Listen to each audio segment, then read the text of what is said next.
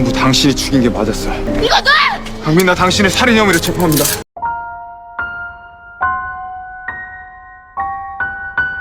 Detektif Kim Soyoung pun menghilang, dan yang tersisa hanyalah genangan darah yang masih belum diketahui apakah itu adalah darah pembunuh atau darah detektif Kim Soyoung. Yang jelas, tim kepolisian pun harus segera menemukan kepala tim Han Da-eun itu. Sementara Han Da-eun dan juga suami serta anak Kim Soyoung hanya bisa saling menyemangati dan berdoa berharap detektif Kim Soyoung bisa segera ditemukan.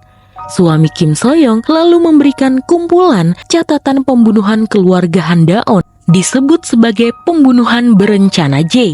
Menurutnya, sepertinya Kim Soyoung tahu jika pembunuh itu telah kembali dan ia ingin Han Da-eun meneruskan apa yang Kim Soyoung cari. Kang Bitna terlihat khawatir karena setelah detektif Kim Soyoung menghilang, Han Da-eun jadi terlihat berbeda. Ia bisa saja melihat di manakah Kim Soyoung berada, tapi mendengar Han Da-eun percaya jika detektif Kim Soyoung akan kembali membuat Kang Bitna tidak jadi melakukannya. Hari itu, Han Da-eun membawa Kang Bitna bertemu dengan salah satu teman dekat mendiang Pak Won. Diketahui, Choi Won-jong berkata jika ia mengirim uang kepada Pak Won karena alasan Pak Won melakukan demonstrasi karena ia butuh uang untuk membayar hutang judinya. Dan ia tahu itu tidak benar. Teman mendiang Pak Won ini akan membantu di pengadilan, namun ternyata ia malah berkata yang sebaliknya, di mana mendiang Pak Won memang suka sekali berjudi dan ia mogok kerja serta memeras CEO Choi Won-jong. Tentu saja hal ini sudah direncanakan oleh Choi Won-jong. Jadi, pengadilan menyimpulkan jika mendiang Pak Won memiliki hutang akibat perjudian karena tidak punya cara untuk melunasinya, maka ia berpura-pura melakukan demonstrasi untuk memeras CEO Choi Won-jong. Choi Won-jong memberikan uang dan melakukan penculikan karena tidak bisa mengontrol emosinya. Lalu setelah itu tiba-tiba Pak Won ditemukan bunuh diri. Setelah menyimpulkan masalah ini dan tidak ada lagi tuntutan dari jaksa, maka sekarang tinggal menunggu vonis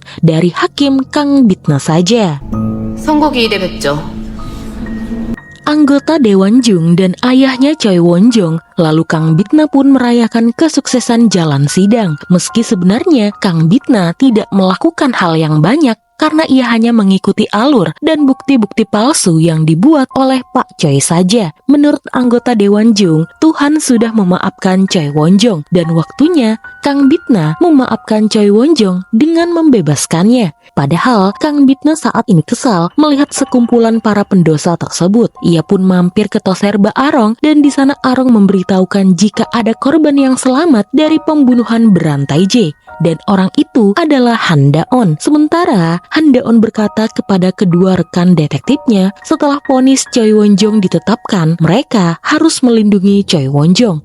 Sepertinya Choi Won-jong akan menjadi target pembunuhan selanjutnya seperti korban Moon Jae-jung, Bae Jeong, dan juga Yang Seung-bin. Meski sebenarnya mereka juga enggan melindungi penjahat, tapi sebagai seorang polisi, mereka tidak boleh membiarkan ada korban yang jatuh lagi. Lalu, hari vonis pun tiba. Kang Bitna menyampaikan jika Choi Won-jong terbukti melakukan kekerasan kepada Pak Won, namun tidak terbukti melakukan pembunuhan. Jadi bisa disimpulkan Pak Won benar bunuh diri. Choi Won-jong sudah membayar denda hukuman, jadi ia hanya diberikan hukuman kerja sosial selama 1 tahun. Anak Pak Won tentu saja tidak terima dengan putusan tersebut, tapi Kang Bitna tidak bisa berbuat apa-apa karena putusan yang ia keluarkan berdasarkan bukti-bukti yang ada. Kang Bitna pun lagi-lagi mendapatkan kritik keras dari berbagai pihak. Mando berusaha menghibur Kang Bitna, tapi Kang Bitna tetap tidak peduli. Sekarang yang ia pedulikan adalah rencananya membawa Choi Won-jong ke neraka, dan mereka harus segera bersiap. Mando ingin Kang Bitna tidak bekerja sama lagi dengan Arong. Ia merasa Arong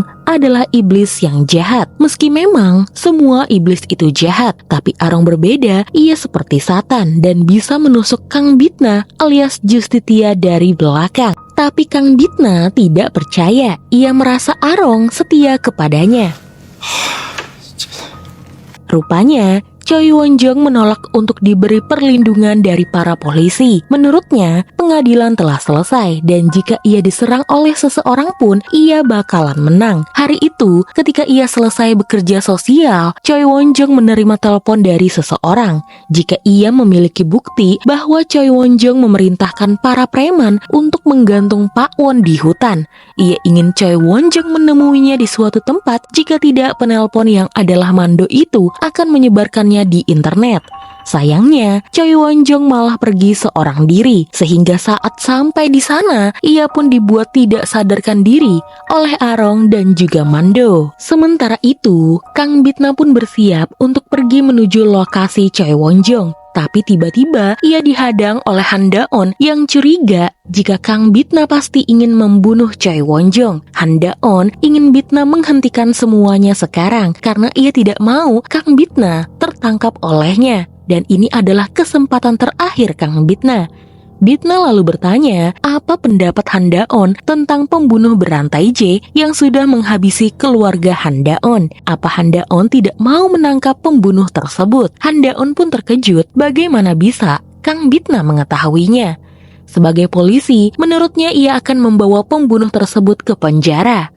Tapi, menurut Kang Bitna kasus ini sudah kadaluarsa. Jadi bagaimanakah cara Han Da-on memberikan pelajaran untuk pelaku? Maka dari itu, Kang Bitna menyuruh Han Da-on untuk tidak mengejarnya. Lebih baik Han Da-on membantunya saja, karena jika Kang Bitna yang menghukumnya, Kang Bitna jamin para pendosa itu akan menebus dosa-dosa mereka dengan penuh kekerasan dan juga mengerikan. Han Da-on pun menolak karena ia adalah seorang polisi. Ini adalah kesempatan terakhir yang Kang Bitna tawarkan kepada Han Da-on.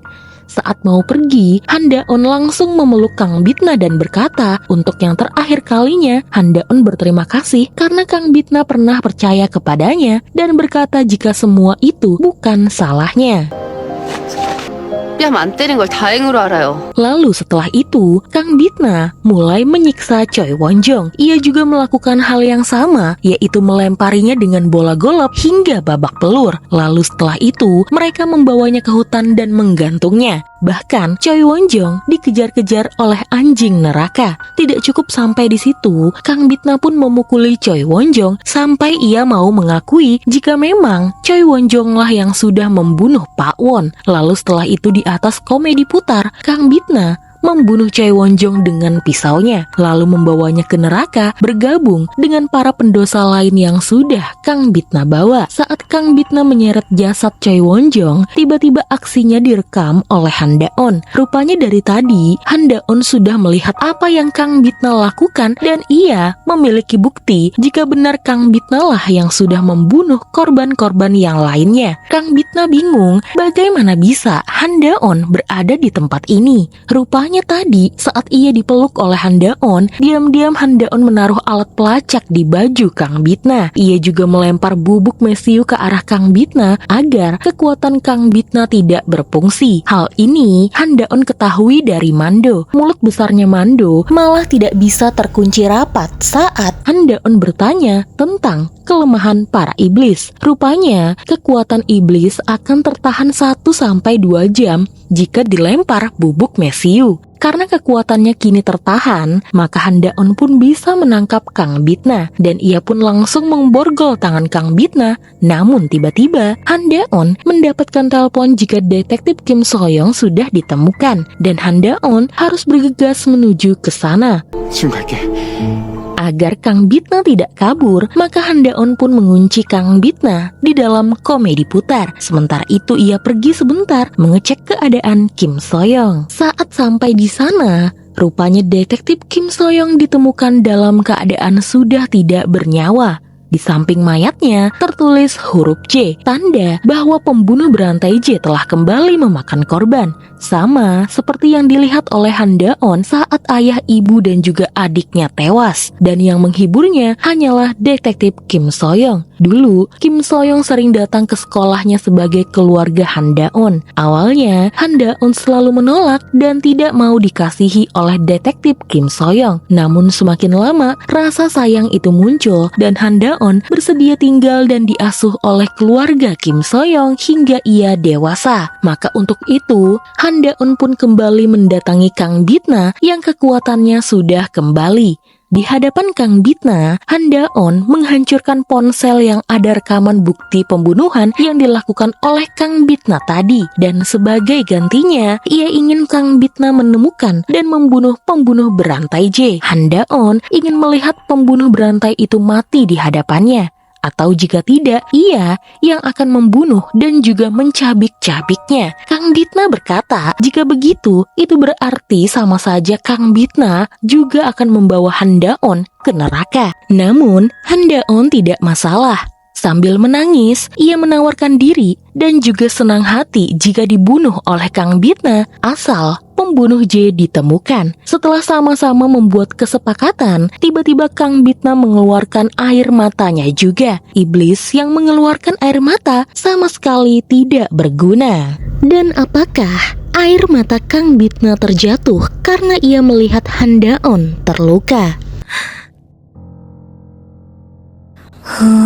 우리의 결말이 슬프지 않았으면 좋겠어.